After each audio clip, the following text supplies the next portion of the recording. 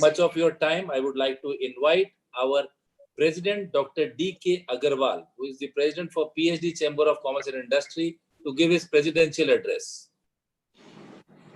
Thank you, Naveen. Good morning to our guests from US and good evening to participants from India. On behalf of PhD Chamber of Commerce, I extend a very warm welcome to Mr. Niral Patel, partner David Hirson and Partners, Mr. Kurt Rius, founder and CEO of EB5 Marketplace, Mr. John Endicott, Regional Director, First Pathway Partners, Mr. Mark Davis, Chairman, Davies and Associates, LLC, Mr. Sebastian A. Stuck, CEO, Pine State Regional Center, Mr. Richard Marquardt, Executive Vice President, Investment Operations, the LCP Group, my colleague, Mr. Pradeep Multani, Vice President, PhD Chamber of Commerce, Mr. Saurabh Sanyal, Secretary General, PhD Chamber of Commerce, Mr. Naveen Seth, Principal Director, PhD Chamber of Commerce, other managing committee members of the PhD Chamber of Commerce, participants, ladies and gentlemen, again, a very warm welcome to each one of you. At the outset, I would like to convey my heartfelt appreciation to Invest in USA, II USA for extending their support in organizing today's interactive session on a very important topic, Invest in USA or Focus USA, a global residency and citizenship program where focus is today USA. As we all know, this COVID-19 pandemic, it is affecting the investments in a very bad way. And the present, we do not have the vaccine, the solutions has not come, but the expectations are there that very soon we would get some kind of solution, some kind of vaccine, and the future looks to be very bright. In these scenarios, if I talk about our India-USA partnership, I think this partnership is a very deep-rooted partnership based on very strong foundation. We share democratic values. We are the two largest democracies of the world. We believe in rule-based system, democratic principles. We believe that there should be global security, peace. We promote trade, investment, and connectivity to ensure that there is global prosperity.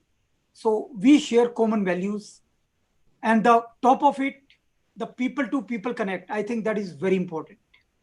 So the kind of connect we have, the mutual trust we have, I think that is the biggest foundation on which this relationship is based. And the very fact that we have more than 4 million Indian expats, Indian Americans, you can say, living in US. And the fact that US is the largest economy of the world. And we in India say, if growth is in India, the capital is in US. So US is the largest, the biggest FDI investor into Indian companies in India. And the fact that a lot of Indians, a lot of wealthy Indians who believe in mobility, who are, very pro to moving, they look for residency, they look for permanent residency or citizenship in US. Why they look at US? There are many reasons. One, that the US is a place which we say is full of opportunities in terms of businesses. Second, if you have the US passport, this is a gateway to most of the countries. You get visa immediately. And it is a democracy. There's insurance against, any, if one lives in a country where there are democratic values are not there. So it is an insurance against immediately you can move to US. So it is a favorite destination for many of the countries. Again, as I said that even the US, like corporate taxation is quite low. Of course, personal taxation is high, but for businesses, those who are into corporate entity, there for them the taxation rates are very low. Though of late in India also, that corporate tax rates have been reduced to almost 22%, and for new units it has been reduced to 15%. So our taxation has also rates have also come down quite substantially. Then getting a US residency or US passport, it ensures, it guarantees you that even in these COVID times, if you are a US citizen, even if the travel is banned, but let us say the international travel was postponed for quite a lot of period, but it was ensured that if you want to reach to US, they would take you in. So that also is something which a lot of people tend to get the residency or citizenship of US. However, I would like to say that earlier, if somebody wanted a US residency, permanent residency, if you want to invest as an individual, you have to shell out $900,000, and you have to create jobs for 10 people minimum. And if you go for a regional center, if you invest into a commercial real estate through a regional center, you have to shell out $500,000. But now these amounts have been increased by almost 1.8 times. So in place of earlier it was 1 million, sorry, it was not 900,000, it was $1 million. Now it has been made $1.8 million. And in case of $500,000, it has been made $900,000 if you go through a regional center route and invest into real estate. So the amounts have been increased. But I was told that in 2020, US has come out with a quota of 10,000 EB5 visas. And every country can go for 7%, up to maximum 7%. So if I look at that, then India would get a quota of 700 EB5 visas. So I believe that it is too less, and there should be a lot of applicants. And I was also told that the waiting period is almost earlier it was 5 years, now it has gone up to 7 years. Though in India we have a liberalized remittance scheme, LRS, under which one can remit dollars, one can remit money, and one can remit $250,000 per individual per calendar year per member. So if there's a family of 4, you can remit $1 million. So I think the amount should not be a problem even now, because let us say family of 3, they can remit $750,000, or family of 4 can remit $1 million. So still it is doable. However, the waiting period is very high. And then Indian government, though it has been requested that dual citizenship should be allowed by Indian government, though the request has not been exceeded so far. So, I mean, these are the issues which are cropping up. So just for the knowledge of each one of you. So I'm sure that today we have experts and we have people from US who understand what are the legal requirements, and a lot of Indians who want to apply for citizenship of US. I think today's webinar would be very helpful.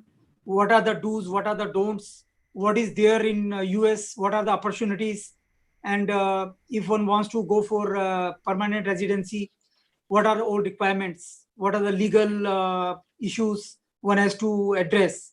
So all those things, it's very important for anybody who want to apply, they should know. And I congratulate Mr. Naveen Seth for organizing today's event. And I'm sure that with the knowledge of experts, there would be more clarity and more interest will be generated out of this. And number of people would become interested, and whatever their apprehensions were, whatever their questions were, they would be raised today and they would be clarified. With this, I close here. I welcome you again. Thank you very much.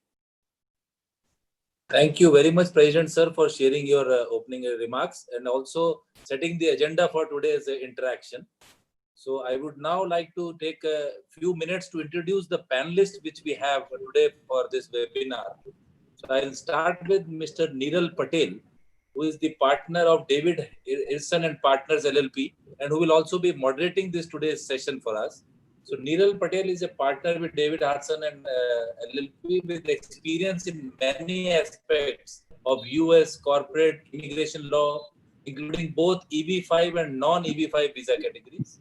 Niral's EB5 visa work includes working closely with EB5 investors, EB5 regional centers, and project developers in formulating strategies for proving sources of funds, regional center creation and operations, and overall EB5 compliance for projects. Furthermore, Niral oversees the firm's Indian practice group and regularly travels to India to meet with investors and the migration agents to educate and guide them through the EB5 process. In his non-EB5 visa work, Niral handles a variety of immigrant and non-immigrant visas for individuals, families, and corporations. His experience with non-immigrant visas include B1, B2, E2, F1, H1B, J1, L1A, 1B, O1, R1, and TN visas. Furthermore, for employment-based immigrant visas, Niral has successfully handled both EB1 and EB2 petitions. So this is Niral Patel for you. And the next one is Mr. Kurt Ruiz, the founder and CEO of EB5 Marketplace. Kurt has been a stakeholder in the EB5 community for 8 years. In 2012, he co-founded EB5 Diligence with Rupi Chima. As a member of IIUSA, the National EB5 Regional Center Association, he was the founding chairman of IIUSA's Compliance Committee. From 2015 to 2017, Kurt hosted a bi-weekly webinar series which covered securities matter in EB5 immigration. He has been the moderator of the influential EB5 Securities Roundtable since 2016 and is also the moderator for the EB5 Immigration Lawyers Roundtable. Next on the panel is Mr. John Endicott, the Regional Director, First Pathway Partners. John brings over 30 years of government and financial services experience to his role as Regional Director at First Pathway Partners, with a focus on business development in India and the Middle East. John served in the administration of Marine Governor Paul Lepage as Director of Business Development and Innovation for the Marine Department of Economic and Community Development, where he focused on capital attraction, tax incentives, and job creation. John was instrumental in the creation of the State of Mines EB5 Regional Center, where he served as the Chief Operations Officer. He also worked at the Finance Authority of Mine, FAME, as a commercial loan officer. Additionally, his final experience ranges across international banks, credit unions, derivative product companies, and mutual funds. Prior to his government-related work in mine, he held senior management positions as a banker in credit and investment risk management, including global head of credit for Sanwa Financial Products in New York City, Chief Risk Officer for Sahin Bank in Los Angeles, Director of Credit Operations for Westcorp in California, Credit Analyst at Fidelity Investments, and various operations management roles in his early career in Boston. John holds a BA in Geological Science and Brown University and an MBA from Boston University. Next in our panel is Mr. Sebastian A. Stubb, CEO, Pine State Regional Center. Mr. Sebastian has spent 20 years in alternative investments and investment banking. He is CEO of Pine State Regional Center, the sponsor of the Big River Steel EB5 project, and I-924 approved new commercial enterprise. Prior to joining Pine State Regional Center, Mr. Sebastian was a founding partner and co-portfolio manager of Landmark Advisors. a $750 million alternative investment management firm in New York. Landmark is provided value-oriented fund of funds and managed account solutions for family offices, clients, and university endowments in the US, Europe, and Asia. Previously, Mr. Sebastian was a member of the investment banking groups of Salomon Smith Barney in New York and London. He is a regular speaker and panelist at alternative investments and family office conferences.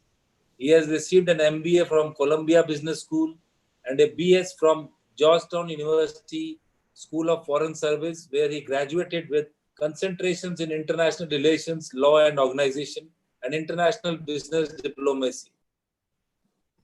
Pine State Regional Center is a division of Arkansas Capital Corporation, one of the oldest economic development corporations in the US, formed by Winthrop Rockefeller in 1957.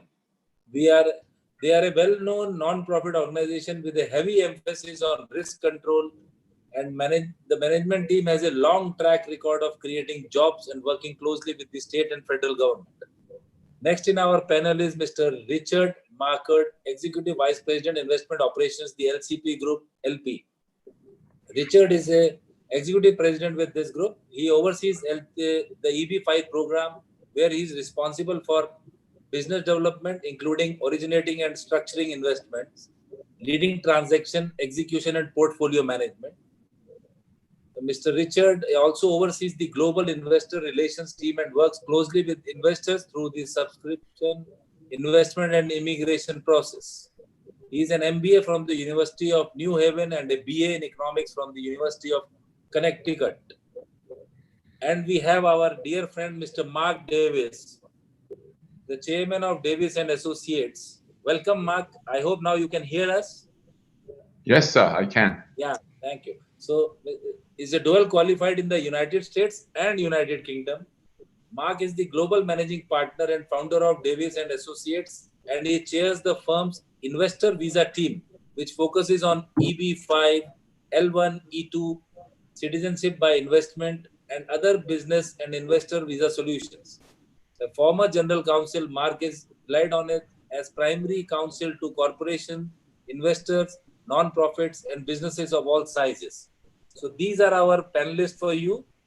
And I will also like to take this opportunity to thank Mr. McKenzie from IIUSA for all the support they have been rendering for these webinars to us. So now I hand it over to Neeral to take this session further. Neeral, over to you. Great. Thank you, Mr. Seth, and welcome everyone. Good morning to those of you in the US.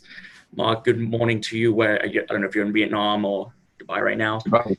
We got out. I thought I recognized the background.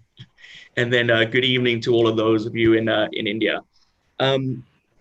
Just as a general matter, we're gonna take you through a number of discussions today that focuses on EB5 and then citizenship by investment. We'll try to keep the discussion brief because I'm sure many of you have a lot of questions, and we find that during these discussions, a lot of the important conversations happen in the Q&A afterwards. So I'll start off with a current state of affairs of what immigration looks like in the US. We'll move on to an EB5 brief overview. We'll talk about issues specific to Indian investors when they're looking to invest into the US. And then we'll focus on the various questions that Indians have when it comes to investing in specific projects, the risks associated, what they should look out for, what questions they should ask. And then we'll give a brief discussion on the EB5 alternatives, such as the E2 visa, the L1, and the citizenship by investment. So, I hope everyone is being safe during the COVID pandemic for the past few months. That still hasn't stopped the US government from initiating a number of immigration initiatives and policies. I mean, I think on a daily basis, as immigration lawyers have a hard time keeping up, it seems to be something new every day. A few of the most important ones that I think everyone should be aware of is that the president's proclamation when it comes to the H-1B and L1 visas.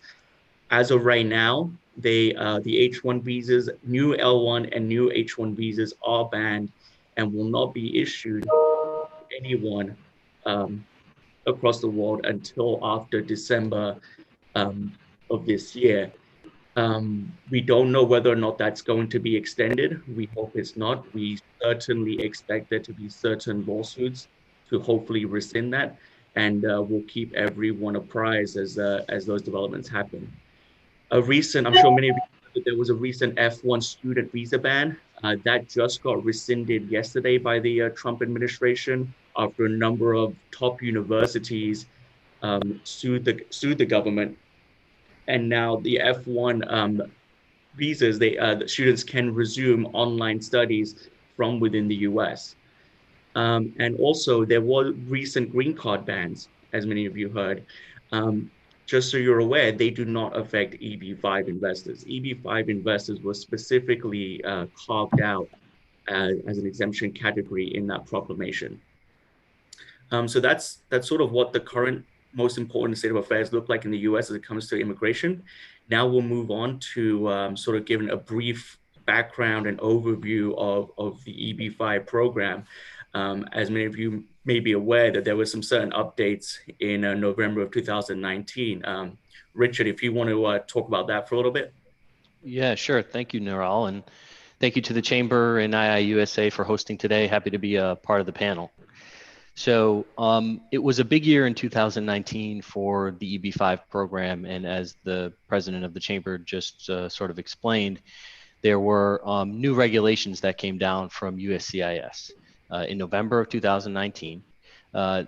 Probably the most impactful are two things, which were that it changed the investment amount, the required minimum investment amount, and it changed the definition of how you calculate a TEA. A TEA is a targeted employment area, and I'll talk about that in a second. But so there were significant changes, but only really two significant things. But basically what happened was the USCIS changed the minimum investment amount for a TEA area from $500,000 to $900,000. And for non-TEA areas, changed the investment amount from 1 million to 1.8 million. Now that's a significant increase, but to keep in mind, there had not been any increase in the EB5 investment amount since the program really started in 1992. So, it was probably due. The other thing they did was they allowed the investment amount to increase every 5 years based on inflation. And again, the second thing is the TEA, the targeted employment area. This is defined by USCIS as a rural area or an area that experiences high unemployment, which is defined as 150% of the national average unemployment rate. Obviously, this concept was put in place to direct the EB5 capital investment into the areas that are really the most in need. Prior to the new regulations, each state was designated and authorized to designate a TEA location itself, typically done by individual census tracts or combining census tracts. Well, different states had different policies, and some were more liberal than others, and it wasn't exactly consistent. So the USCIS has now altered the methodology of how you designate a TEA, both by adding stricter parameters as to how many census tracts you can use and where they are located on the project locations, but also by bringing the official designation of a TEA in-house and not leaving it with the states any longer. So now USCIS is the only entity that is authorized to officially designate a TEA for EB5, and the TEA is a bit more difficult to achieve. But just to clarify, any project location can accept EB5 capital and investment, but only an investment in a TEA location allows the minimum investment of the 900,000. But still, we're seeing under the new rules, even with the restricted TEA locations, that we can still find really good projects in good areas. Okay, great. And so, once you've decided where you want to invest and you found a TEA location and you put into a 900,000, then you'll want to contact your immigration attorney or work with your immigration attorney and go through the actual process of getting your immigration paperwork started. So Mark, if you want to talk a little bit about how that goes. Sure, and if I may, I'll be a little specific to India because I think most of our clients on this call are Indian. So we divide this I think one of the first things we want to do is to make sure the client has actually got money that's usable. We divide that into two different categories. So we divide it into what we call the Indian legal side and the EB5 side. So we take the view that divide that into, our job is to minimize the problems of clients, not just to get them a visa and a passport. So we have a team who will engage, Indian lawyers who will engage on making sure that Indian compliance is met with. What we found in, I would say, the last 2 years, we've now got a lot of cases on our books that we didn't handle, where the liberalized remittance scheme has not been complied with. And the US consulate, one way or the other, is refusing to issue a visa. So one of the things we will do is planning the pathway of funds. Often the client's licensed Indian accountant or an Indian law firm, planning how can the funds be lawfully moved. I can give you some examples if people are interested, but there are certainly cases where the consulate have designated a violation of LRS as a fraud on the bank and things of different names. So that's that category. The second category, of course, is the EB5. The consulate have designated a violation of LRS as a law in a very extensive way. So that's that category, the documentation requirements of that. So I think most EB5 lawyers have experience with India can probably give you a very fast idea as to whether you're likely to meet those requirements. But really, it has to be gone through in great detail. I'd say that's step one. Step two, really, on the project side, to me still is proper due diligence on the projects. Most EB5 right now that allegedly is 100% backed by a lease. As a lawyer, if you read the lease, it's so full of holes that there's absolutely no legal commitment whatsoever at all from the tenant. So the representation from the regional centre that is pretty bluntly, I think, is fraudulent, because the lease it has to be gone through and okay. Right now, the allegedly so unenforceable, it's got so many loopholes, but it really doesn't mean anything. So in terms of sort of initial planning and initial steps, obviously we answer all the questions that the client may have due diligence on the process, may not have that process. Source of funds, very important. And then we also have to think about projects. And we have bluntly. Mark, I think there's some interference with your microphone. It's not coming out. It's cracking up a lot. That is pretty bluntly, I think, it's fraudulent, because the lease is so unenforceable loopholes. Obviously, we answer all the questions the client may. Okay. Can you hear me now? Hello? Can you hear me?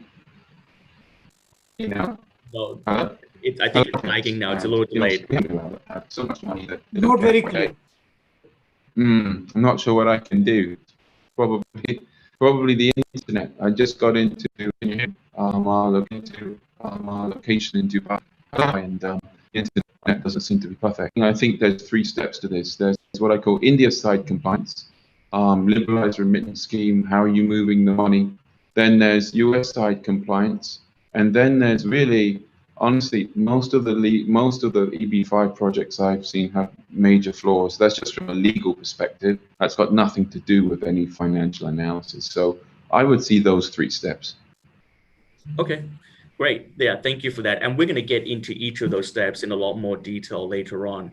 And just before we go on a little bit, I would like to explain just a brief overview of sort of what the EB5 process looks like from an immigration point of view. Like Mark was explaining, first we deal with the investor's source of funds, which is a background check on your actual $900,000. We do essentially what's called a forensic accounting and present that to the US to show how your funds were earned and how they moved to the project. And again, we'll go into a lot more detail on the various ways you can do that. Once that petition is approved, then you'll get to the actual green card, conditional green card application. You will submit an application with the local US embassy, and then you'll go through an interview process. Once that is approved, you'll come in, you and your family will come in on conditional residence status, and 21 months thereafter, you'll apply for what's called the Form I-829, so you can remove the conditions and get your full 10-year green card. Kurt, if you want to talk a little bit about processing times, that would certainly help. Well, processing times aren't completely clear, as you know, Nirel. With Indians, we thought there would be a longer delay than we've recently heard. A lot of the decisions of how long it takes resides with the U.S. Immigration Service and how many pending applications they have. We don't get a view of how many pending applications they have. We only know how many applications have been approved. So I have to rely on what I hear from the Department of State, which is that not as many Indians have applied as we originally thought.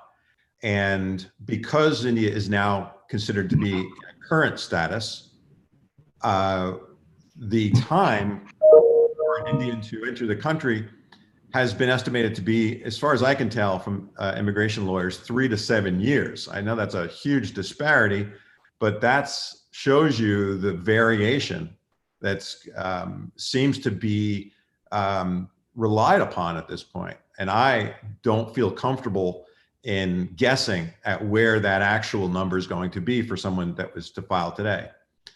So I would suggest that anyone who's thinking about using the EB5 program, one of the aspects that you have to consider is how long is your money going to be at risk? And that's going to be determined, the preference for that is going to be determined as to how long you think it will be before you are entitled to file your I-829, which is that you have satisfied all your conditions, that there's a visa available to you. I would probably recommend that people look at about 5 years and maybe even a cushion of another year or two. So I would be looking for an investment typically in the range of 5 to 7 years, which would give you the ability to get into the country and get your money back soon after having that right to be a permanent resident with no conditions attached to your green card. So I hope that answers your question, Earl. Yeah, it does. And you touched on something important there when it comes to visa availability. You know, many of the Indian investors that we deal with, whether they're a lot of them who are inside the US, they're here on H-1B, they'll file for an EB2 and a visa isn't available and they have to wait almost 50 plus years to get a green card. So many of them are looking to EB5 as an alternative. So Richard, if you could talk about visa availability and what that means exactly. Yeah, so thank you. I think Kurt kind of touched on it. There's really two different processes when you're looking at EB5. It's you submit your application and how long does USCIS take to adjudicate and review that application and approve you as EB5 eligible and your project eligibility. But then the second question is, when can you actually go get the visa? And there's been a term that the industry uses, which is called retrogression. Retrogression essentially refers to the wait time or the backlog that applicants have to wait to obtain a visa. So for EB5, the US Congress sets an annual limit on the number of visas at 10,000 visas per year. No individual country is permitted more than 7% of all those visas, the 10,000 per year. And if there's excess from countries who don't use their 700, those get allocated to the countries that are waiting for green cards. And if you have to wait for a green card because there's too many people applying from that particular native country, this is what is called visa retrogression. So it's the wait time to actually obtain the visa. And as Kurt touched on, the good news here is that just recently, for Indian nationals, the EB5 visa category became current, meaning if you were approved today, you had your approval from USCIS on your I-526 petition, that's the initial petition, you could actually go and get your visa today. Now, this comes right after a few years or a couple of years of the Indian visa category for EB5 being retrogressed, meaning Indians were going to have to wait, but it appears now it's current. It's to be seen what will actually come and what the timeline will look like going forward. So as Kurt said, we were sort of giving as a regional center, signing new investors all the time. We are telling people a range of time. It could be 3 years, it could be 5 or 6 years before the visa. We like to think it's going to get shorter and less of a wait time because USCIS is going to see fewer petitions, I think, given that the investment amount increased and some other visa related issues. So there you go. Yeah, I think that's a great point to bring up, is that, you know, if any one of us had a crystal ball and could predict the future, then that'd be great. We'd be a lot more richer, that's for sure.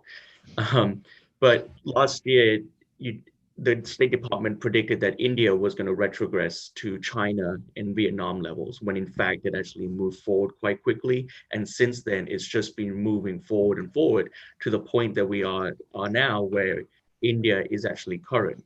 And given that the investment amount was lower in previous years, and there was a higher demand, and it still didn't move as far back as everyone thought, going forward, that's a pretty good indicator that with the investment amount now up, demand has gone down, like Richard said, retrogression may not be so much of an issue going forward in the next few years. If you could explain USCIS's new sort of adjudication process. You know, before they used to have a first in, first out. So if you put in your I-526 petition, you were going to be adjudicated before the person behind you. How has that changed recently? Well, again, it's an opaque situation, but the new regulation is that USCIS is going to process people in the countries that have not retrogressed first. So essentially, the majority of EB5 petitions have been filed from China and Vietnam. Third on the list is India. But now that India is considered to be current, we can assume that Indians will be processed ahead of Chinese and Vietnamese petitions. So that's a significant benefit to getting our processing times down and being able to get our 526 approved sooner. So I believe that with that adjustment, we could potentially be looking at processing times of 12 to 18 months. It's the best guess I have at this time.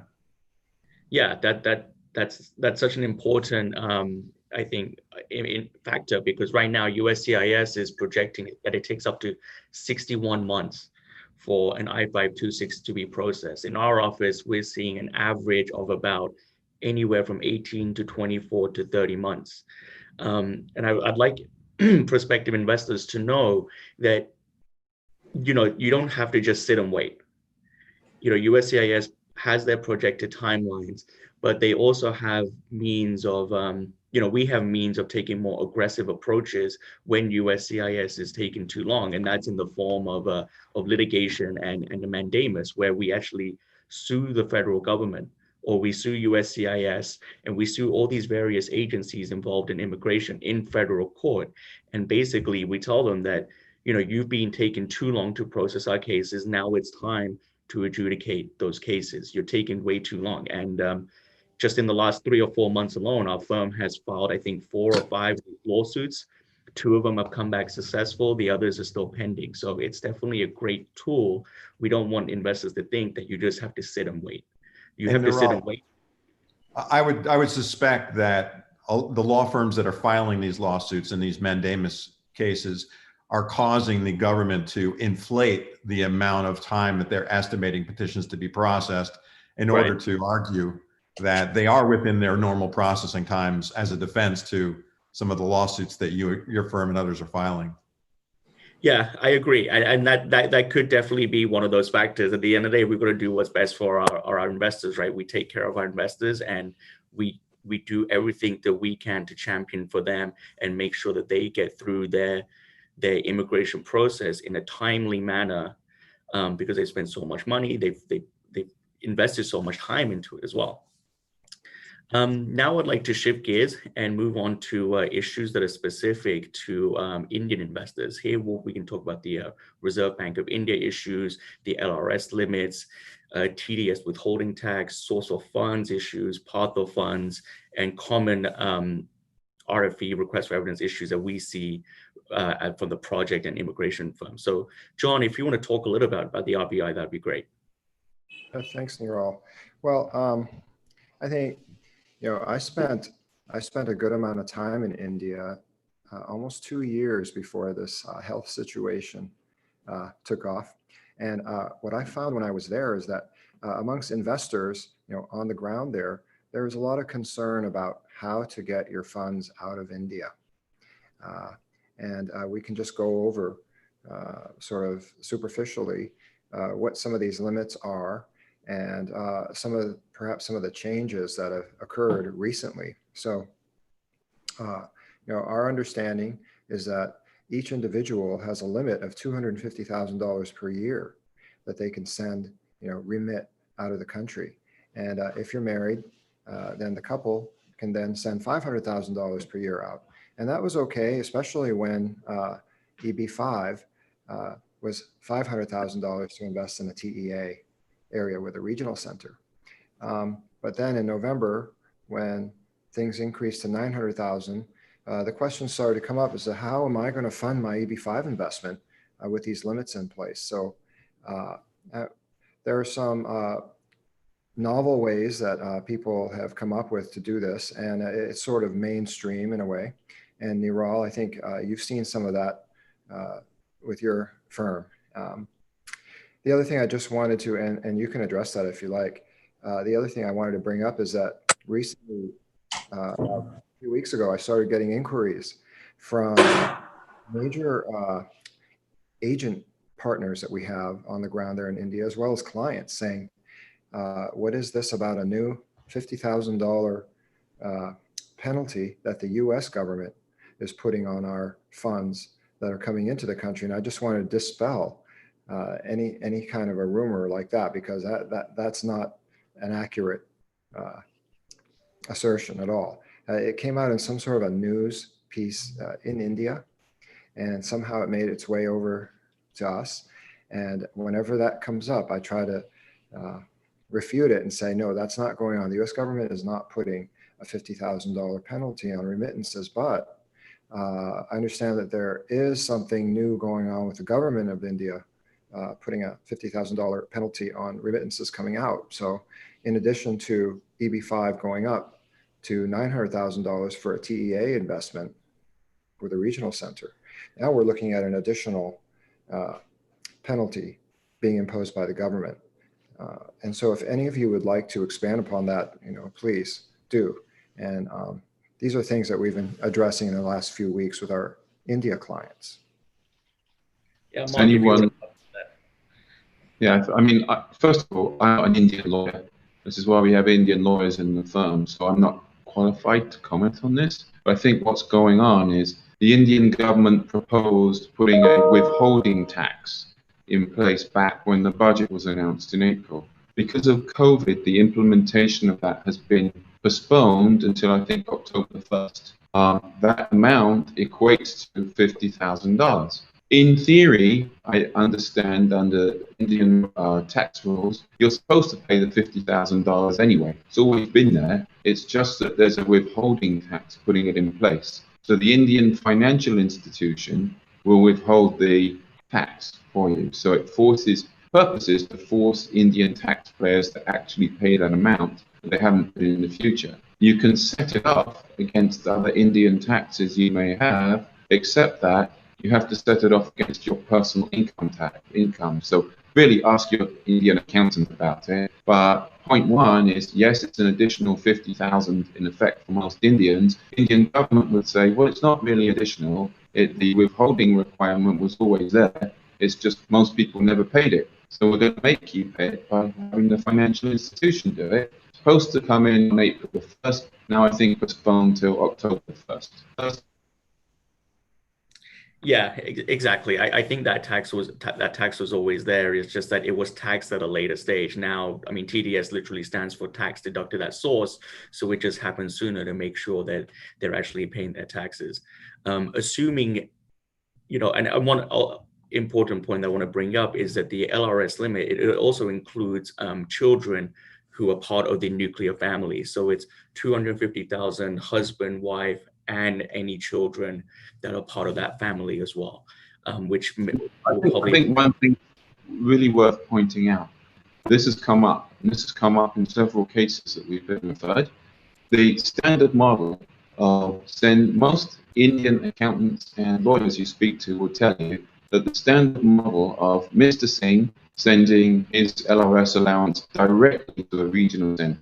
and the rest of the family members doing that is a violation of the Indian Foreign Exchange Management Act. There are ways around that, but I've heard just from every major law firm and accountant I've spoken to in India that that is not permitted. Sending those funds directly to the regional center is not permitted, and you have to be a little bit more creative about it. Right. I think it's, yeah, at the end of the day, it's important that anyone in India who is going through EB5 and they are dealing with the RBI and LRS limits, that they get in touch with a local accountant who would really be the best source in terms of moving funds and transferring funds from India to the US. Now, assuming that you've met your RBI guidelines and you've met the LRS limits and you're able to now move the funds, we start on what's called the source of funds application from an immigration lawyer's point of view, where we do the forensic accounting of the funds that are coming into the US. Mark, would you want to talk about sort of the different ways that people can source their funds? Sure. I mean, I can talk about different, perhaps common ways. Let me start off by talking about one source of funds that I don't think we've ever done, but is inherently problematic, and it's going to potentially cause you a huge problem.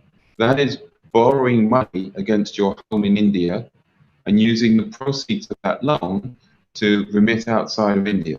That is not permitted under Indian rules. It used to be that people got away with their visas. USCIS don't still really pick this up, I don't think. But when you get to the consulate, and if they see that, and if you've got the wrong adjudicator, they will stick a red flag on it, and they will come up with all kinds of excuses to refuse your visa and send your petition back to USCIS. So I'm sorry to answer your question in a negative, Nirao, but hey, I'm a lawyer. We're negative. Yeah, it's what we do. It's what we do. So, but other common sources of funds, you know, I remember there's been several families who didn't realize they had sort of literally a gold mine in the wife's sort of gold repositories. And so obviously you can sell things in India, and you can have a source of funds through sale. The advantage of gold is you have to prove where exactly everything came from. And if you go back, I used to remember the year and I don't anymore. There was a year when in India everyone was required or was able to register specific assets of jewelry and gold with the Indian government. So the USCIS has accepted that if you make that registration and those pieces of jewelry you can prove that they were registered under that opportunity in India, USCIS and the consulate have accepted that as a proof. So I think that's interesting.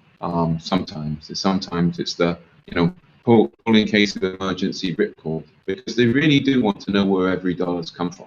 And they get tougher and tougher and tougher. I was just in our office in Vietnam for three months. I'm usually in India, and I see the same problems there as in India. These cases are filed where really you have to show where every single dollar comes from. Other common sources would be sale of property, but then you've got to show where did the money come from to purchase that property in the first place. I remember we had one client, and his property was passed down through several generations. I thought it was completely absurd and ridiculous, but on the part of USCIS, but it came back to his family were granted the land when India was petitioned. And I've never seen them done it again, but USCIS asked for proof that basically land was handed out at that time. So we filed something from the United Nations and it was okay. They don't usually go that far back. They must have had a reason for doing it. It's absurd. But the idea that, you know, I've got a property, I can just sell it, that can work. I'm just trying to illustrate to a real extreme that most people are not going to have to, that you've got to show where basically land was handed that work. But I'm just trying to illustrate to a real extreme. Another sort of hot topic has been sort of the Hindu family trusts for a number of years now. You have to be tricky with sort of who's who and sort of what people's rights are in that, but that's a potential source if it's done properly. So, you know, businesses, very important. Breaking up again a little bit. Sorry, businesses, and you know, then I'll let someone else speak because I could go on. But I would say a really critical tip with using your Indian business to fund a EB5 or other forms of transactions is they're going to ask, prove that you've known for a number of years now. You have to go to and sort of what so, you know, businesses, I would say a really critical tip, because you said, Niraj, with someone's chart, is to account prove that you paid for the business, for your business, and prove that you actually funded it, that you actually paid for the stock that you say you've got, and you actually own the business and are therefore entitled to the proceeds. So, you know, just a couple of examples and a couple of tips where I think USCIS seem to zoom in on it. Yeah, and I think that's what leads to a lot of the common RFE and denial sort of issues that we deal with from the law firm side is the lack of documentation. So it's very important that you get in touch with a good chartered accountant, you get in touch with good immigration attorneys who have seen Indian source of funds, who know what sort of documentation it takes, who can definitely assist you in this process. Now we're going to move on to from the project. We're going to get a good project perspective here on what to look for into your due diligence when picking an EB5 project. You understand the immigration side a little bit now. Now it's time to understand what sort of project you're going to invest into, what sort of risks you should look out for, and how the project can help you get your green card. We'll hear from Sebastian now, who waited very patiently for the last half an hour. Thank you. So Sebastian, if you want to talk about the state of projects pre and post COVID and sort of the different structures that are available to investors, that would be great. Sure. You know, obviously the pandemic has had an effect on a lot of projects, and I think, you know, necessitates an additional level of due diligence. But there are still great projects that have managed to you know, to make it through the pandemic so far, and ultimately this is a long-term process. And so as long as you're focused on the risks, you know, there is a way to do this that is quite safe for the investor.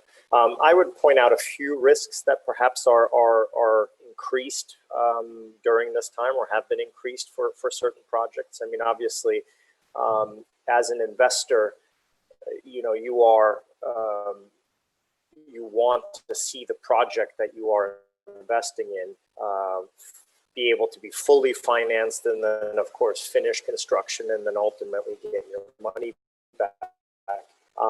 It is that initial financing that is key. If you are an early investor and the project fails to finish fully financing that project, you could be in quite a bit of trouble in terms of getting your money back. And so identifying a project that perhaps is close to or already fully financed through the use of perhaps a bridge loan or bridge equity, and we can talk a little bit more about that, Niraj, if you like. But you know, finding a project that's fully financed is a huge advantage to the investor, because you don't have to worry about whether or not during this time when financing is difficult, you don't have to worry about that. For the project. The second thing is obviously job creation. So as an investor, as I think everyone on the call knows, the core component of the EB5 you know, program is that your investment has to be credited with at least 10 jobs. So there's this job creation that's key. Depending on what project you're investing in right now, you know, job creation may be a challenge. Finding a project that is not suffering from construction slowdowns, or in some cases construction bans. A lot of metropolitan areas are dealing with construction slowdowns, and in some cases bans, or worse, there might be layoffs or at least furloughing going on, all of which can play into to difficulty in actually achieving that job creation that perhaps the project originally projected. If you can find a project that, again, through the use of bridge equity, perhaps has already created all the jobs, then, you know, you sleep a little bit better at night. And that's the second risk that is somewhat enhanced through COVID right now. There are a lot of projects that have had where construction has had to slow down or even stop. And then, of course, getting your money back. You know, that is the another very important thing for most EB5 investors beyond getting the green card. It's the most important factor. And so, you know, choosing a project that has a path to capital return is key. That may have looked quite easy 6 months ago, but now there are a lot of industries that have been extremely negatively impacted. Obviously, industries that relate to the tourism industry or hospitality in general are looking at a very unclear future with travel way down and kind of no real end in sight for that. The same could potentially be said for office projects that with a lot of people not wanting to return to offices and a lot of companies, shifting away from office work and more towards the work at home area. So, again, if you find a project where perhaps the immediate impact of COVID is not as strong, then you're going to feel better. There are projects that address each of these risks. Obviously, as you mentioned earlier, our project that we focus on, Big River Steel, is a rural project. We are somewhat insulated from all of this because the area where our project is located has not been affected in this way by COVID. And we're also, I want to correct one thing that was mentioned by someone earlier. EB5 does not have to be real estate. In fact, our project is a manufacturing project. It is the phase 2 of what was already a very successful phase 1 project for what is today the world's most advanced specialty steel plant. That's clearly manufacturing. That is something that works very well for EB5. So it does not have to be real estate. But again, we can talk more about each of these risks. And Niral, if you want me to talk about the equity or debt model, I don't know where you wanted to go next. Yeah, I think that'd be good to sort of explain the sort of the different EB5 models that are out there for investors to sort of either look out for or to choose from when they see different projects. Yeah, so I mean, I think in its very simple form, there are really 2 models. There's something called the equity model, and there's something called the debt model. Today, the debt model is quite a bit more common. The equity model, it means you are taking an ownership stake in a project. If you're doing this as a direct, as a so-called direct project model, that means that you yourself, you as an investor, have to take an active role in the management of that project. Very few projects get done that way. The vast majority of projects use something called the regional center, which is effectively a go-between you, the investor, and the end project. That regional center pools capital together and ultimately often either invests it as an equity stake, but more commonly as a loan to that project, and you, the investor, have a passive role. You do not have to be involved in any active way in management of that project. You don't have to live in the same state where the project takes place. You don't even have to visit the project. So that is the more popular approach, but certainly some EB5 investors want to be involved in a project. Perhaps it's their own project. It could be a small business that they're starting. But for most investors... Just real quick, sorry, just Please. Because you touched on something important between the regional center and the direct model. Job creation is arguably, that's the crux of the EB5 program, that the investors' funds are going to create at least 10 jobs. Describe a little bit about how the difference in job creation between a regional center and the direct model.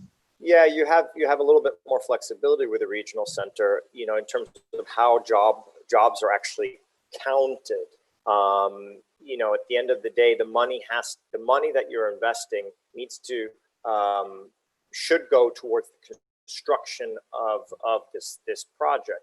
But the USCIS actually allows some of the money to go for other things, the acquisition of land and so forth. But that doesn't necessarily give you that doesn't go into the formula for job creation. So what's really key is you want to create as many jobs as possible. When using the regional center model, you will get credit. And by the way, you don't have to do this. You, the investor, don't have to do this. This is something that an independent economist is hired to do. They will upfront study the project. They will create this so-called economic analysis, whereby they use a formula to count and project how many jobs this particular project is going to create. And in the regional center model, not only are you going to get credit for the so-called full-time direct jobs that are created. So in the case of our factory, for example, there are going to be several hundred employees that are going to have permanent jobs. But that's only one type of job that you get credit for. You also get credit for construction jobs, even though those might be temporary in nature. The jobs that you're creating, they don't have to last forever. It could be a construction job that lasts for only a year or for 2 years. And then there are the so-called induced and indirect jobs, where if the project is leading to job hiring or job creation in the surrounding area, you can also get credit for that. So in the case, again, of Big River Steel, this is a massive factory located on the Mississippi River. There is a barge terminal where things are getting loaded on and loaded off. If that barge terminal has to hire more people, or if the local rail yard has to hire more people, or the local police department has to hire more people, those would be so-called indirect or induced jobs. And they can figure into that formula as well. So the regional center model actually gives you, it makes it easier to meet that job number than if you were doing this in a direct form. May I add something? Sure. Please. We've had I would say that about the last 10 years we've been in India, every Indian client wants to do direct. It's getting less so, but you need to understand I think there's much more risk with the direct. Most people are operating their own business with a direct. You have to create, as they're saying, 10 actual jobs, but then you have to operate the business. And another nuance is USCIS are going to ask you to prove that the jobs are actually needed. So we inherited a case of trucking denied because they had 10 employees, but the government said, you don't really need those 10 jobs. And the investor had just thought, well, I don't really need them, but I'm going to keep them employed so I get my green card. USCIS said no. And the only failed EB5 cases my law firm has are direct cases. And we have several of them. And it's always because the business failed, right? If you don't have the business, you probably don't get your green card. Because of the reasons that were just explained by Sebastian, it's different for a regional center. If you do good due diligence, I say, chances of you losing your money in a regional center project are very, very small. But if it worst comes to the worst and it does fail and it's well structured, you still get your green card. With a direct investment, you probably don't. You're running an operational business. People say, Indians commonly say, I want to run a hotel or a restaurant. They've never run a hotel or a restaurant in America. When they start running it, they find out that it's not as easy as I thought. And unfortunately, the business fails, they lose their money and they don't get a green card. And they say, I wish I'd done a regional center. Sorry. No, I think that's a good point. No, I think that's a great point, Mark. And I think that is, again, as I said earlier, it is by far the majority of investors do choose the regional center route because you don't have to be actively involved yourself. You don't have these risks that Mark just outlined. And you have a regional center who is there as your fiduciary to be your partner along the way. So when you're doing due diligence on a project, it is also important not just to do due diligence on the merits of that specific project, but on the history of that regional center. What kind of track record do they have? Are they conflicted in their approach, or are they truly kind of a neutral party that is there to help you? And what kind of comfort can you get through that? So I highly recommend doing that due diligence. And by the way, there are lots of reasons to also lean on organizations such as, for example, EB5 Marketplace, EB5 Diligence, groups like that can really help you ferret out the specific risks and help you compare both projects as well as regional centers. They can be very helpful in that. Niral, I think I was just going to finish up this notion of equity versus debt. The program specifies that you have to actually make an equity investment. That doesn't necessarily mean it has to be an equity investment in the project. If you're investing through a regional center, typically the way it would be structured is that you're actually making an equity investment, but into a fund. Effectively, think of it as if you're investing in a debt fund, an investment fund where you are now a limited partner. and it is the regional center that would be the general partner. And that fund turns around and then lends that money to the project. And so you would still be considered an equity investor, but ultimately the investment is a loan. That's something that often confuses clients because they're confused whether they're an equity investor or a lender. The investor would be an equity investor, but the loan is made from the fund. Loans are typically 5 years, and usually they have a few extensions. Our project, for example, has a 5-year loan term with 3 potential 1-year extensions. Those would be extended not for the whole fund, they would be extended for specific investors if those investors need it. So as several people on the panel so far have mentioned, there is for some countries retrogression. Luckily right now it looks like India is not in retrogression. But should you be at any given time in a situation where your immigration process takes longer than 5 years, your money has to remain at risk for the duration of this process. So you can't take your money back at the end of that 5 years. You need to keep it invested. And so typically projects will have a few extensions to allow you to remain, quote unquote, at risk. And I think the final thing I would say, Neural, as it relates to this at risk, I would encourage everyone who's thinking about EB5 to understand this notion of at risk. You cannot go into a project that is promising you a guaranteed return of your money, for example. That is something that the USCIS will disqualify your application for in a heartbeat. And there are projects out there that will be somewhat vague, and in some cases not even vague. They will blatantly promise things that they really shouldn't be promising. It is a core component of this program. That said, obviously there are projects that have a lot more risk and a lot less risk. So you can find projects that have very, very, very little risk. And as Mark said earlier, the chance of getting repaid is extremely high. But again, don't fall for anyone offering you any sort of insurance or guarantee of that capital. The money does have to remain at risk for the duration of the project. Yeah, Sebastian, you bring up a really good point there that, your money cannot be promised or guaranteed back to you.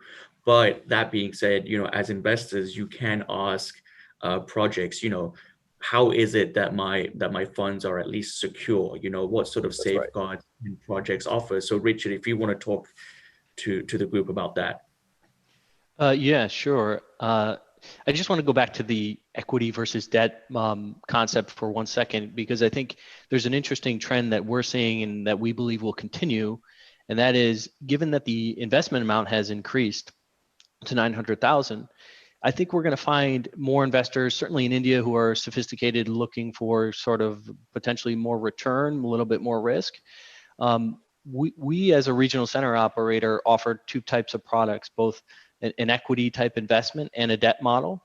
And, although we don't guarantee any kind of returns, of course, we look to satisfy those investors that are looking to invest a large sum of money, $900,000, and, hopefully put it in a smart real estate deal that's secure and even in the equity position feels good and might pay them a decent return on investment. And I think where the model has been in the past is the debt concepts, and we've done a lot of them, pay the investors very little return. And I think that has changed over the last couple of years and will more into the future, where the debt models will have to pay the investors a little bit more money on a return basis. So I just wanted to mention that.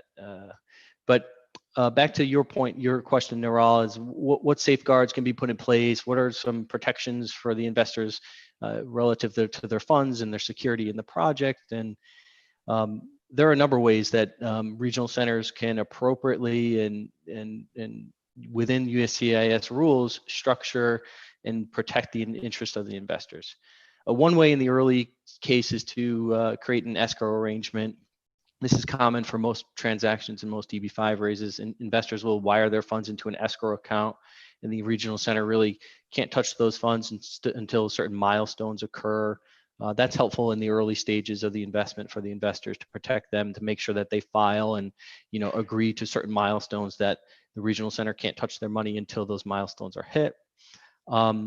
Another plug for my friend Kurt on the panel here at EB5 Marketplace and EB5 Diligence, but there are great firms out there like his that perform third-party, unbiased due diligence reviews on projects and give investors their own, independent feedback separate from the regional center. So Kurt has been doing that for a long time.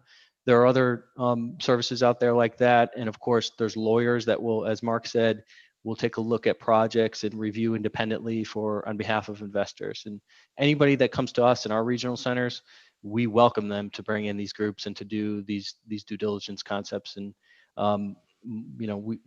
we want them to feel as comfortable as possible before making such a substantial investment with us.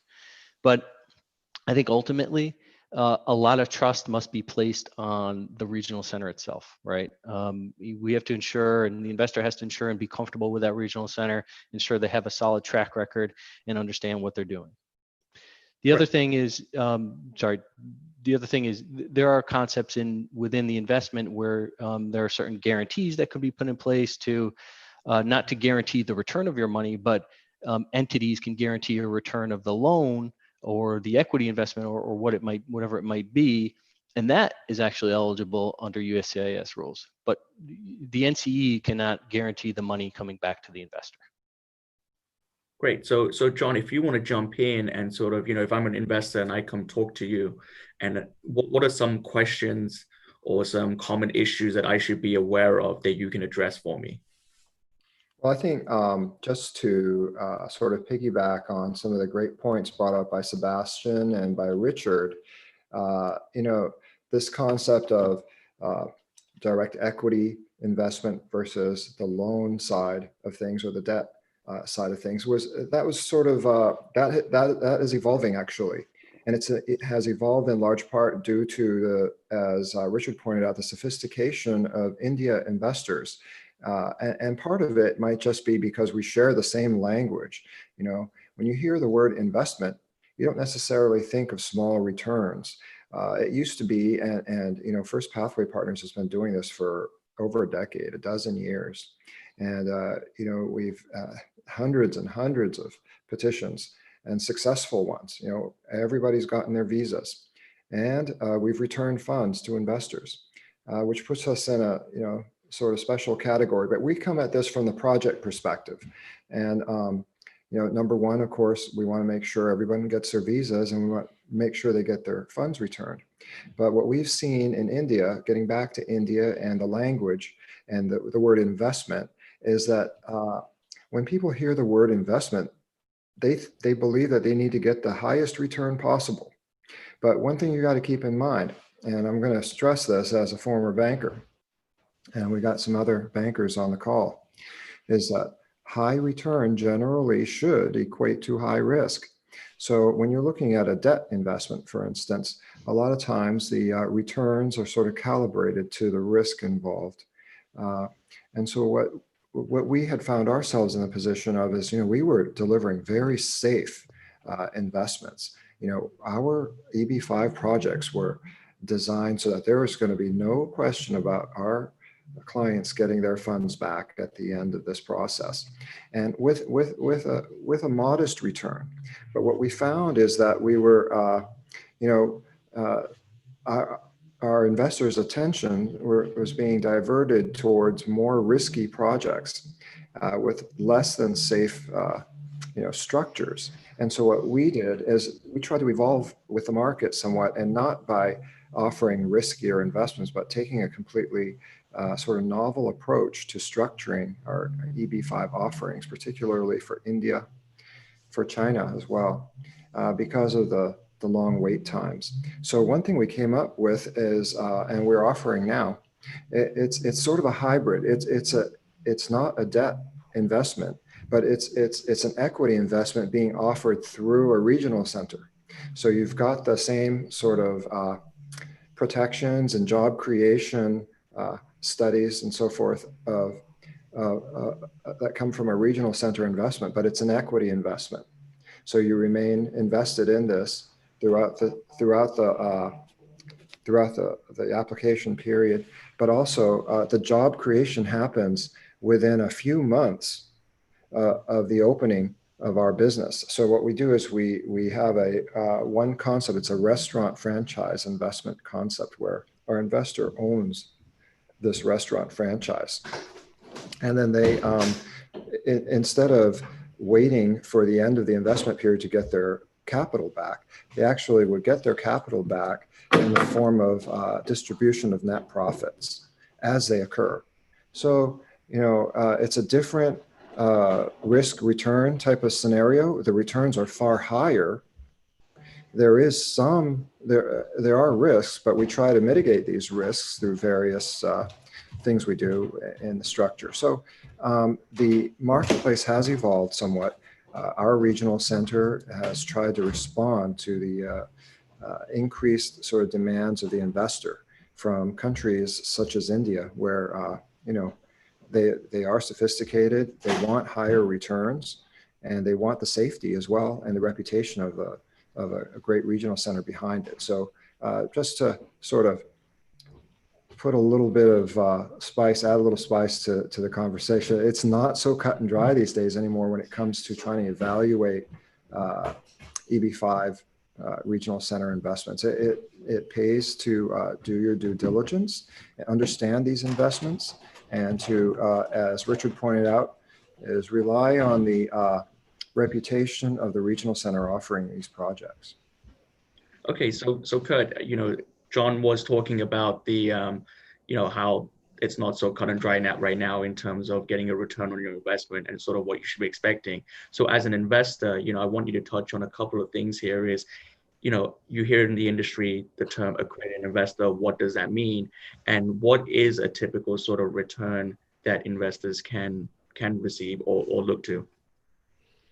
Well, the definition of an accredited investor is pretty simple right now as far as EB5 is concerned, because one of the definitions is that you have $1 million, $1 million US in investable assets. Well, EB5s are going to require a minimum of a $900,000 investment, along with, you know, close to $100,000 in fees and expenses. So I think anyone who makes an EB5 investment is likely to qualify as an accredited investor. We verify that, but I think it's a pretty low bar. As far as rates of return are concerned, John really made a very good point, and that is the level of risk that you're willing to take is going to some degree determine and should determine what kind of rate of return you're going to get. If your goal is to have as much certainty that you're going to get your green card and the return of your capital, then you're probably going to be getting 1% or less each year in rate of return. If you are potentially looking at something more aggressive, maybe an early stage technology company that has a high degree of confidence in their ability to create jobs, and maybe you're taking an equity position in that company, that may be a way for either someone who really needs to grow their money or is willing to take a risk and evaluate a project and make a decision as to, am I willing to get involved in this and with a green card as an extra. But I always counsel people that very few people go into EB5 unless they certainly want to move their family here. And so it's always paramount that we focus on job creation first, make sure that we meet the requirements of the immigration program, and then secondarily decide what project matches up to my needs. Great, thank you. So Mark, now that you know, I'm an investor, I'm accredited, I found a project, and now I need to, you know, put together my EB5 team that's going to take me through the whole immigration process, and also to make sure that my money is invested in the right place. What does that team look like? What are the different players in that team? Well, I think there are some core people you're going to need for the case, and then there are some people you'll be well advised to have involved. So obviously you have your immigration lawyer who's taking you through the case. I think an important, especially you see it right now, question to ask is, does that immigration law firm have real estate finance capabilities? Because if the project goes into workout, you're going to want someone watching over the shoulder. just to embellish on the excellent discussion we just had, I really think you can minimize risks in EB5, and that would be part of the lawyer's, not an immigration lawyer, but a real estate lawyer as well. Just to throw another quick example, there's a project right now that's in litigation, and it's in litigation because the construction can't begin because they didn't have the construction contracts. None of the immigration lawyers checked to make sure that there were construction permits in place. There's another firm that does real estate work, and we both checked that. So there was no reason for any investor to take that risk. The regional center didn't tell anyone about it, and no lawyer checked it. The point is not to say we're good or bad. The point is, a lot of the problems you see in EB5 can be completely avoided with proper due diligence, which is what people are saying. And that's what, FPP is a regional center we know. They have an excellent structure and an excellent project. Yeah, a lot of the other people, I've read Pine State's documents too, they're very good. Now, a lot of the documents, the way they're written, are not well written. So I say you really want to have that carefully looked at. And in terms of the team going forward, the person who looked at that and the lawyer who understands the way it's structured needs to be watching the project, needs to be watching going on, both in terms of are the things that need to happen to be creating your jobs happening, and is the right steps to protect your money happening too. Not all projects are spent in advance. Another question that came up in another big work, everyone will know what it is, was the money in the regional center's escrow account was not properly spent on EB5 purposes. That risk can be completely avoided. And this is a post-filing question, because the lawyer should be watching what's happening. Actually, up front, you should make sure there are controls in place on that account, that it's not possible to do that. And I know in the case of some of the regional centers on this call, they have them in place because I've seen it. But so again, as you move forwards, that lawyer who you chose to do your EB5 filing with you is with you for probably an Indian investor. If you go to naturalization, probably at least 10 years. So you better, make sure you have the right person. They're going to hold your hand for 10 years. If project problems begin to come up on the capital side, you need someone who's going to stop you being run over, basically, by irresponsible regional centers and developers, which is very easy to do. And you do have rights. It's a pack of lies that's told that, once you've signed up for one of these deals and they start to go south, there's nothing you can do. It's absolute pack of lies. There's a thing called a cram down. If you get into bankruptcy, you need to be protected. So these people are critical moving forwards to ensure, one, you get your green card, two, you get your money back. And, I say ensure, I shouldn't. Your money always has to be at risk, and there's always some risks, always a risk, but it can be absolutely minimal. And it really should be very, very minimal. Furthermore, someone mentioned about insurance. Just as an example, if I, as I have done, read a lease where the project says that it is there's a tenant renting 100% of the project. If I review that lease and I write an opinion letter, which is what I used to do for Goldman Sachs and other investment banks we represented, that means I'm now liable for that opinion. So if something goes wrong and the tenant runs away because he can't be held to the lease, my law firm and more importantly our malpractice insurers are held accountable. So going forwards, make sure you get the project updates. Make sure someone's reading the project updates to make sure there's not red flags in them. Now on the non-EB5s and staying in touch with the regional center too. Some of the people on this call are highly responsible regional centers. They will bend over backwards to help you. If something, if the lightning strikes and something happens, most of the regional centers on this call will bend over backwards to try and help you. So stay in touch with your lawyer. If you're not hearing from your lawyer frequently, beat them up, because you should be. If you ask them nicely, I'm sure that they'll do that. But in addition, you're going to be moving to the United States. So one of the team members that we always suggest our clients engage after they filed is both their Indian and a US tax advisor. You want to be starting to think about when all this moves forward, especially if you get lucky and it doesn't take 7 years to get your green card, if it comes through faster, you're going to find yourself faced with going to America. I had a client who had sued the state of Tamil Nadu, and he had a settlement, and we found out about it after he had filed, and really he hadn't been paid yet. So we suggested he actually deliberately postpone getting his actual green card for tax reasons, and a clever tax lawyer, who's cleverer than me, structured all of that. So again, engaging, I think it's good advice to start thinking about tax planning and things if you're moving to America.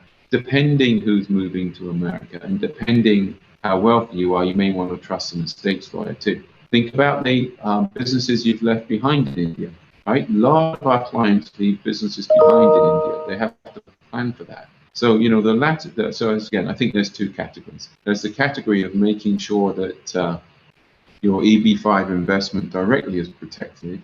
And then there's, you want to be successful in America. So, you know, let's do it properly. Let's get good tax advice.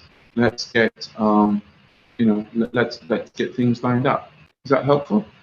Yes, definitely very helpful. And Richard, if from the regional center point of view, what are some third-party teams that you guys hire to ensure that complete due diligence is completed? Yeah, so again, I think there's firms like Kurt's out there, Mark and his, you know, from an immigration standpoint is really effective. And I think there's other types of lawyers, transaction lawyers and, you know, corporate lawyers that can take a look at any project and help provide due diligence for investors.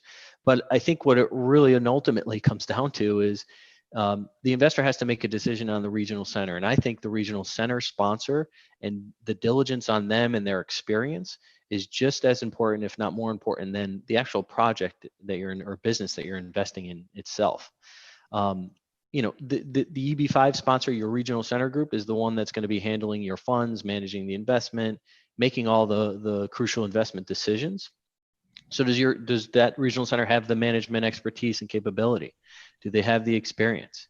You know, are they going to communicate with you appropriately? And you know, what if a project you're invested in has issues or financial hardship, right? Does your regional center have experience in a workout scenario? And do they know how to deal with, you know, remedial issues like that? And do they have the financial wherewithal to assist along the way to protect the investors? The legal fees from a scenario like that could certainly add up. So all questions investors should be asking, and there's different options for them, from third parties to just sort of their internal, you know, investigation and due diligence, and really just meeting with the regional center to get a comfortability. Great, thank you. Sebastian, do you have anything to add to that?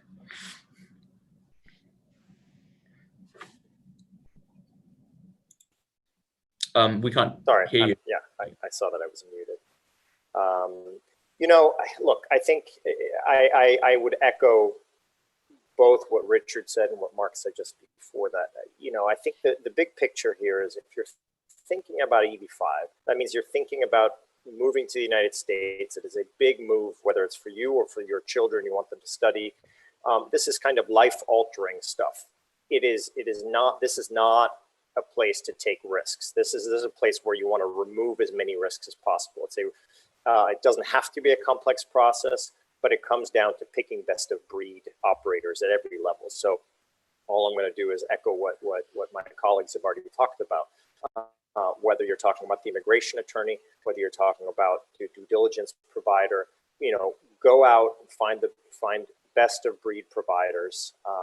This is not a place to cut corners. This is not a place to, you know, try to make that extra percent. You know, if you're trying to maximize your return, EB5 ain't that's just not the place to maximize your return. There are lots of other places you can invest the rest of your money to make, you know, higher returns.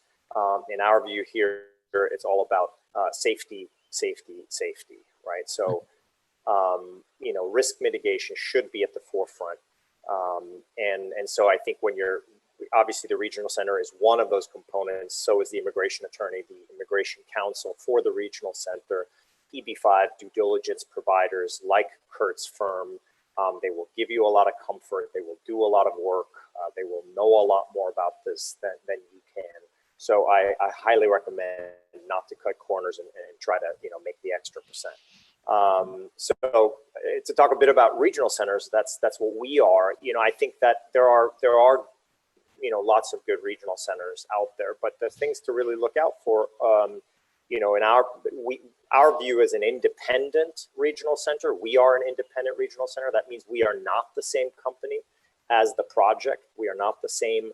We are not owned by the same company as the so-called job creating enterprise. That's not necessarily the only way to go. There are certainly regional centers that are good that are also the same company as the job creating enterprise. But in our view, it removes one potential risk. There's no conflict of interest here. We are an independent, neutral party. We have one fiduciary obligation, and that is to the EB5 investor. So that can certainly help. In our particular case, Pine State's actually a nonprofit organization. We're part, as your call, as one of the PhD people mentioned earlier, we are actually part of one of the oldest economic development corps in the United States. We were founded in the 1950s by the Rockefeller family, and as a nonprofit, we don't stand to gain if the project makes more money or less money. We can really hold their feet to the fire. I think it's important also to pick regional centers, not only that have a long track record and ideally a pristine track record, but also ones that are well capitalized, that have good compliance in place, and that have the ability to be around for a long time. I think, this is a partner for you. If you get lucky, your process might only take 3 or 4 years. But if you get unlucky, it might take longer than that. And you don't want to have to worry about whether or not that regional center is going to be around for the duration. Are they capitalized to be there for the long run? Do they have all the compliance in place? Are they audited? Are they regulated? In our particular case, because we are an EDC, we are actually audited and regulated by 8 different state and federal agencies. A lot of regional centers are not audited. So there are ways to get comfortable that your partner actually has your best interests in mind and that they're doing the right thing.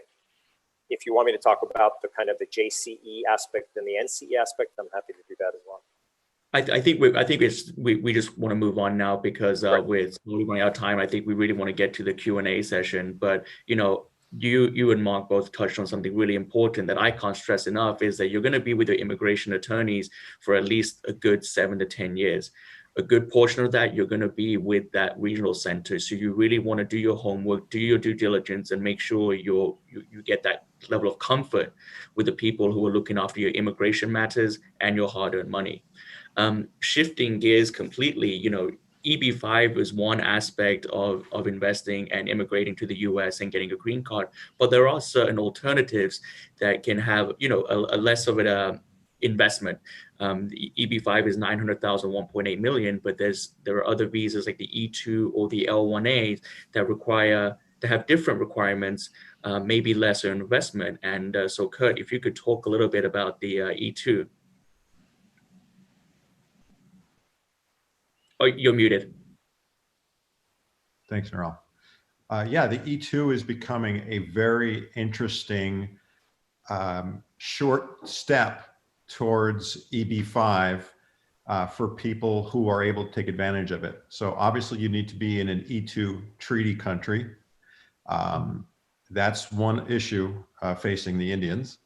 The way around that is you get a citizenship in another country first, and I'm sure you can talk to those issues. But E2 is something where it only require typically $200,000 to $300,000 investment. It'll get you, you have to be in control of that investment. So you have to be at least a 50% owner, and you are deemed to be required to be an active runner of the business. But it is becoming more and more sought after because it gets you into the country in as little as 3 or 4 months. So you can, the strategy I particularly like is you make an E2 investment, let's say of 300,000, you move to the US a few months later, and then you grow that business by investing more money into it. And when you reach the $900,000 level, so long as you are qualifying for the lower investment amount, so you're in a TEA or a rural area, then you can then apply for an EB5 a visa.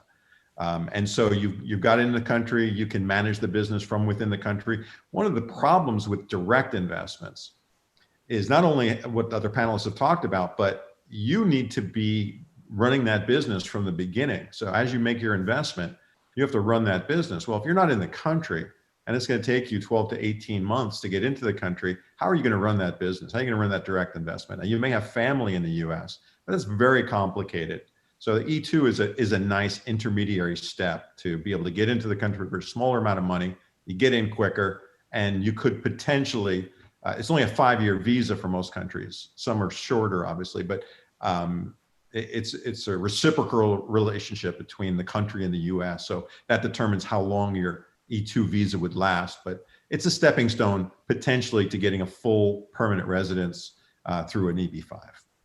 Yeah, that's a great point. I think it's important for, if someone does want to go through the E2 route, is to really tell the immigration attorney what their long-term, their 10-year immigration plan is. Not everyone wants to get a green card, so that's fine.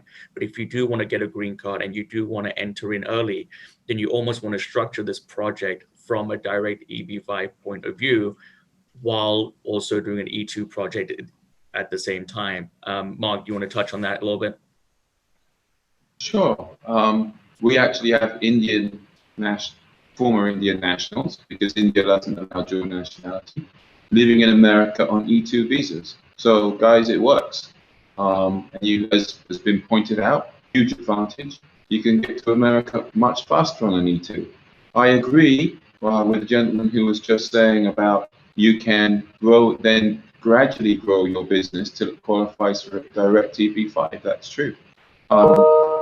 It's also worth pointing out you can do an E2 visa with far less investment depending on the circumstances. Under the law, as Niraj would be able to tell us, there is no minimum requirement for an E2 visa. Now, it is an investment visa, and your investment needs to be, quote, substantial. The US State Department issues guidelines for the consular officers to look at $100,000 as the minimum investment. We've done as little as 60. In 10 years of doing E2s, Verdi, who runs our E2 team, tells me we've never had a refusal. So that's not because we're very special. That's because if you look at the overall E2 approval rates, they're extremely high. I don't remember what it is, Niraj, perhaps you do. It's like 90% approval rate or something like that for E2s. It is, and it tends to differ between different embassies as well, because I call the E2 almost like the forgotten child of immigration. The government's almost left it up to each individual embassy to sort of adjudicate and figure out how they're going to do it. But really good point. There's a huge difference between the way that an E2 is processed and an EB5. With EB5, you've got step one, I-526 in America. It takes however many years that the I-526 is taking now. Does it depend on the project, on this? Who knows? But it takes time. Once that is done, you've got to go through, as you pointed out earlier, a national visa center, unless someone's in America. It takes time. E2 visa is beautiful and simple in that we can explain why, but for reasons of history and procedure, and the whole thing takes place in the consulate. So the US is not involved at all in your E2 visa application. You lob it into the consulate. Well, not literally, otherwise you might be arrested for some kind of violent attack, but you put it into the consulate. If you've got a good law firm, my recommendation is work with a law firm that's on site with the consulate and knows them, because if there's something odd in your application, they can email the consular officer. They won't be able to get a pre-approval. They won't even be able to mention your name, but they can say something like, I've got a client who's got something that looks like this. Are you comfortable, and what documentation would you like to see? And usually, I don't know what you see, but we find that they're very responsive to that, and it's extremely helpful. Then your client goes in, the lawyer, if you're local with a firm, the lawyer can take you in, and you get your visa on the spot. If you get unlucky and they refuse the visa, it's not a big thing like in America, with EB5s and RFEs and NOIDs, and often, if the consulate, we actually haven't had this happen, but I've seen other cases, the consular officer will indicate, well, actually, I can't give you your visa today because I'm concerned about X, Y, or Z. Because it's simply an application in the local consulate, they then invite people to come straight back. The other point I wanted to make is it was just said that an E2 visa is 5 years. Well, that depends on the country. Grenada's 5 years, Turkey's 5 years. It depends. Montenegro, which is the third country people use, is less than 5 years. But the visa can be renewed. So when we say a 5-year visa, it can be renewed in 5-year increments for the rest of your life. So L1 visa, maximum duration is 7 years, L1A. Now there are some ways to extend that, but generally it's 7 years. E2 visa, you can renew that visa for the rest of your life. Sorry, do you have any comments? No, I think that's a good segue. Niral, just a minute, as Mr. Multani has to leave for another important meeting. So I just wanted to say thanks to you. Mr. Multani, please. Absolutely. Thank you very much, all my friends. I think each one of you is an expert on the subject, and it's been absolutely a delight to hear each and every one of you.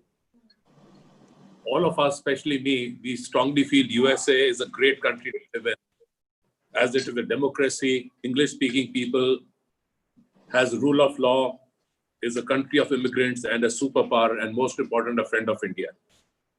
I will, to all the participants, we have you as an outstanding panelist, and I'm sure a lot of people will be getting back to you people with their queries and everything, and the session will carry on. All I can say to all my friends who are participating today is that, you all are requested to kindly look at all, make due diligence and take any decision regarding citizenship, regarding taking up any residency or citizenship program after making due analysis. And again, thank you very much, and God bless India, God bless America. Thank you very much to all of you. You have been outstanding. Thank you. Thank you. Thank you very much. Thank you. Niral, we may continue. May I quickly give one more E2 tip that's specific for India? Now, unique to the Grenada program, if you get a Grenadian passport, potentially, if it's done correctly, you can bring dependent parents, your wife, children under the age of 30, and siblings. You can obtain Grenada nationality for all of them.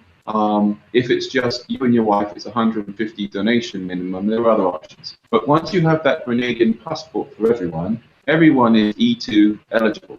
You can then potentially take one business and you can obtain multiple E2s from it. For example, we have a client from Vietnam, or a potential client from Vietnam, that has 3 nail spas in Atlanta. So that's one business. Now you have to make your substantial investments after the Grenadian passport, but you can play with that. You can move stuff around. So essentially, one of those nails, that's one business. Now you have to make your files will be for grandma and granddad. One of them will be for the applicant, and one of them for his unmarried brother. And then the kid, one of the child is 25. He'll have a Grenadian passport. He'll call on one of them. So the point is that actually this system can be quite efficient because a lot of Indians, in my experience, want to move an entire family. EB5 is fantastic if you really want to be certain of your green card quickly. It's the way to go, green card. If, however, you've got, say, 4 or 5 family groups, that's 900,000 times 4 or 5 you've got to come up with. If you can somehow do what I just explained, the cost savings might be very significant for getting your first. Great. Does anyone have anything to add to the E2 conversation before we move on? Any of the other panelists? I think I just might add a little something, Niral, if I'm audible, that's good. Is that, we are an EB5 regional center primarily, but in response to some of the changes that have happened in EB5 and in India, we started to offer an E2 investment as well. And because we are an EB5 regional center, we're able to put the E2 investment in a TEA, and later on our investor can then shift into an EB5 investment. So, it's something that, I just wanted to put out there. It's sort of unique because we're an EB5 regional center, but we also have this fantastic E2 investment opportunity. So yeah, we are also involved in E2. Right. I think Mark mentioned this briefly before. He was talking about the E2 is the L1A visa. that's another investment opportunity. And that's more so for people who already have a business in India, let's say with 15 plus employees, they own the business, or they have a manager or an executive in that business, and they want to expand that business into the US. The L1A visa is a great tool for accomplishing that. You can come in on a 1 year or a 3 year L1. You can renew that up to 7 years, and then that will also lead to what's called the EB1C. You know, we've been talking about EB5. This is the EB1C, where you and your family members can also get a green card. So we would be more than happy to talk separately or offline about that for those of you who have businesses and you're looking to expand into the US. I think that concludes the end of our discussion. I think we can open it up for Q&A given the time. Unless anyone else has any final comments they'd like to say.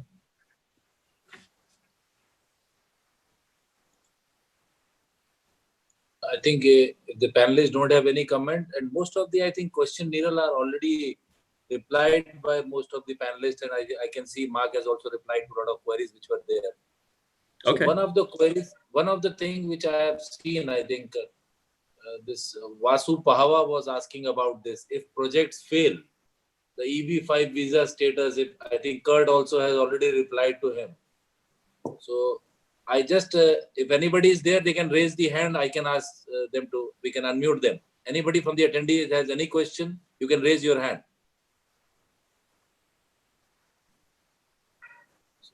Mayank, can you unmute?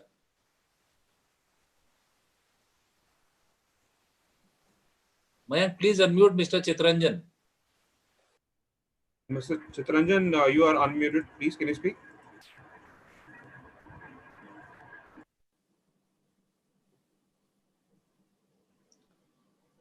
Mr. Chitranjan, you can speak. You are unmuted.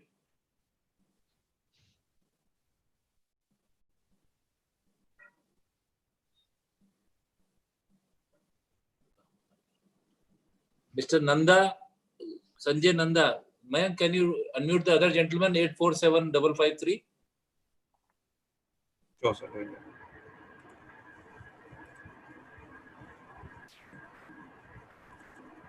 Yeah, he's already unmuted. Yeah, Mr. Nanda.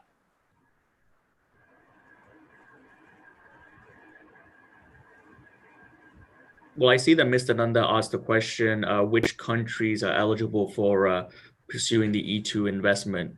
The State Department and USCIS will have a list of treaty countries that are eligible for E2.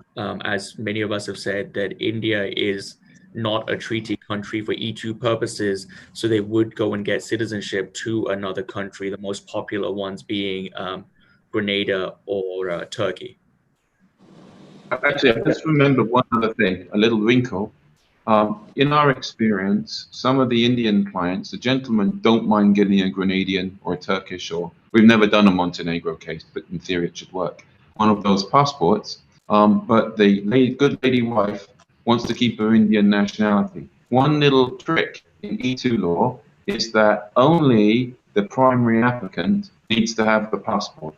So in other words, if you're a family of 4 and the husband gets a Grenada passport and gets an E2 visa in, then the US consulate in Mumbai or Delhi will happily put E2 visas in the passports of the other family in the Indian passports of the other family members. You know, I just mentioned it because that's put a lot of people off that program, and that's in reality what. May I have a question? Yeah, Hello. please. Thank you, sir. I just want to have one question to Mr. Davis. What will be the strategies of USA in collaborative research project by the Indian research and scientists to work at USA post COVID-19? In fact, let me tell you, a lot of students are now having their own project at India. They are looking for have a collaborative project at USA. What is going to be the strategy for the USA, if I can be enlightened from the August speakers here?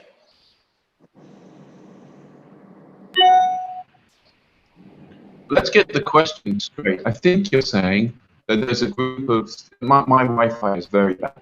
I think you're saying there's a group of students who want to set up a project in the United States, is that right? Yeah. And you're wondering how to do that? These are all research projects. Yeah, yeah, yeah. Sure. Well, I mean, it depends. I mean, Neural can help you too. And even, there's even some regional centers that will lend you their license. We won't get into that. So there's lots of ways that can be done. But any good lawyer is going to want to understand a lot about who's involved, what you're trying to do, the nature of the project. If they have a corporate team, they might be able to make some suggestions on fundraising things. You'll need a financial advisor, not a lawyer, a financial advisor to help structure that. So happy to answer the questions, but there's a lot of help available. There's a lot of help. It was interesting. We had clients in India who had businesses in America during COVID, and we were reminding them all to obtain the US government assistance, and a lot of them got it. So there's a lot of people sitting in India with businesses in America who had their payrolls paid by the US government, in the American payrolls, obviously not the Indian payrolls, the period of COVID. Relevant to your answer, because it's a really big question, because part of it is how do you financially structure it. I'm just saying, United States, if you're there, my experience is the government has a lot of programs for business. A lot of the gentlemen that on this call can perhaps speak to it because they'll be no more than me. But the American government will really help the right business and the right project. Lots of states have tax credits. There's all kinds of wonderful things. Immigration side, in my experience, is always, if the project is significant and worthwhile, there's always an immigration solution. So I don't know if others have comments on that, but I think it's very difficult to be specific without spending a long time understanding it. Thank you. Thank you. Thank you. I think most of the questions are now answered. So I just wanted to give you an update that as a follow-up to this, we have been planning for a virtual expo as well, which will be on global real estate as well as citizenship, which will be on 18th and 19th of August. And we are happy that II USA has been supporting us for that also. We are doing jointly with them. So all other details we will be sharing with all the participants and the panelists as well. And we would request that if you can participate in that expo, and along with the expo, we will be having the webinars session as well into that. So we'll be sharing all the details with you all. So I think now already it is 9:30 in India. So I can still see that we have a lot of people still with us. Around 40 plus attendees are still there with us. So that is a good thing. So I think most of the questions have been answered. If there are still left, we will just compile those and pass on to your panelists also, and your panelist detail also will be shared with the attendees so that you can be in touch with each other. So I would like to, on behalf of PhD Chamber of Commerce and Industry, convey once again, thank you very much for sparing your time and being with us for almost 2 hours now. We have spent on this. And thank you very much, Neeral, for moderating this session. We really appreciate your support. Thank you, John, for your time. Thank you, Kurt. Thank you, Sebastian. Thank you, Richard. And thank you very much, Mark, for being with us again on this. And thank you, Mackenzie, for the support which we have been getting from you. And we look forward to have a lot of such webinars and activities with you all together. Thank you once again. Bye-bye. Stay safe and stay healthy. Namaskar. Thank you. Thank you, everyone. Thank you as well. Thank you, everyone. Thanks, Neural, for organizing. Yeah, thanks for being a great panel, guys. Appreciate it. Bye, guys. Thank you, Neural. Thank you, all the panelists. Thanks, Really everyone. appreciate it. Cheers. Yeah, thank you, Mackenzie. Cheers.